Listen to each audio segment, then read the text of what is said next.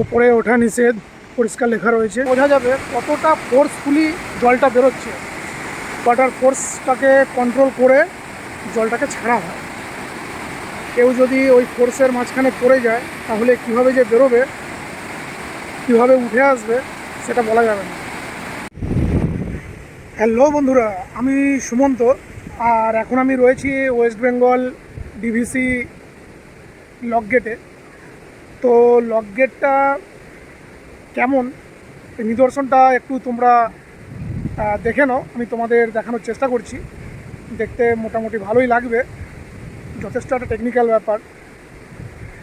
তো লক গেটটা আসো একটু দেখাই তোমাদের। এটা হচ্ছে লক গেটের ব্যাক সাইড দরজাগুলো, আর কপিকল মানে ক্রেনের মাধ্যমে এটা নিয়ন্ত্রণ করা হয় ওয়াটার লেভেলের প্রেসার অনুযায়ী।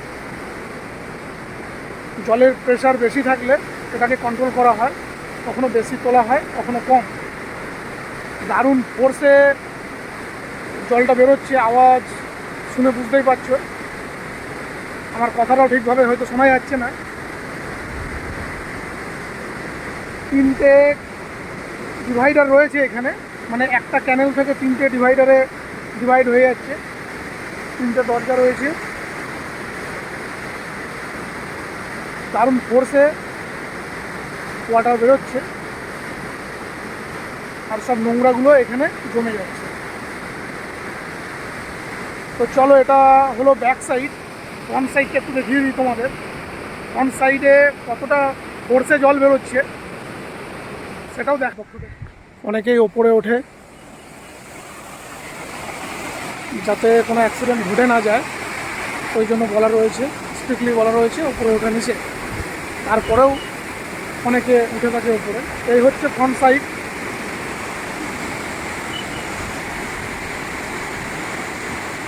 তিনটে ডিভাইডার রয়েছে। কপিকলের মাধ্যমে লোহার দরজাগুলোকে আপ অ্যান্ড ডাউন করানো হয়। আমি একটু ভালো করে দেখানোর চেষ্টা করছি তোমাদের। দারুণ ফোর্সে জল বেরোচ্ছে।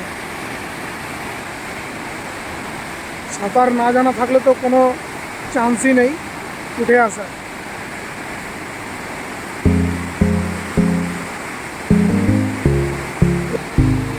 দারুণ ফোর্সে বেরোচ্ছে জলটা। জলটা বেরিয়ে সোজা এই ক্যানেল হয়ে চলে যাচ্ছে গঙ্গায়। ওই যে দূরে তোমরা দেখতে পাচ্ছ ডিভিসি ব্রিজ, দুই প্রান্তের যোগাযোগ মাধ্যম।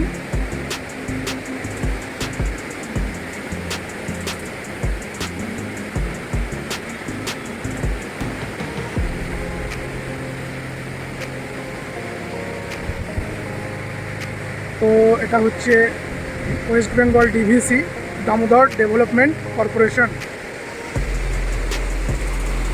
এই হচ্ছে সেই লক গেট যেখানে আমি দাঁড়িয়ে রয়েছি।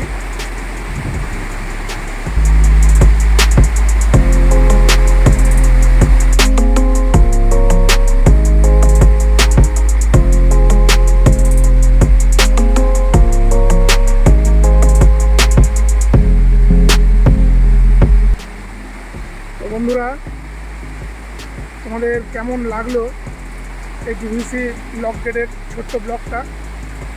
তোমরা অবশ্যই রিপ্লাই করে জানিও। তো আজকে আপাতত এই পর্যন্তই। এখানে ভিডিওটা কাট করছি, আর বেশি বাড়াবো না। নেক্সট টাইম আরও কিছু ইন্টারেস্টিং এবং টেকনিক্যাল ব্লগ নিয়ে তোমাদের সামনে হাজির হব। তো বন্ধুরা, তোমরা অবশ্যই আমার সাথে থেকো।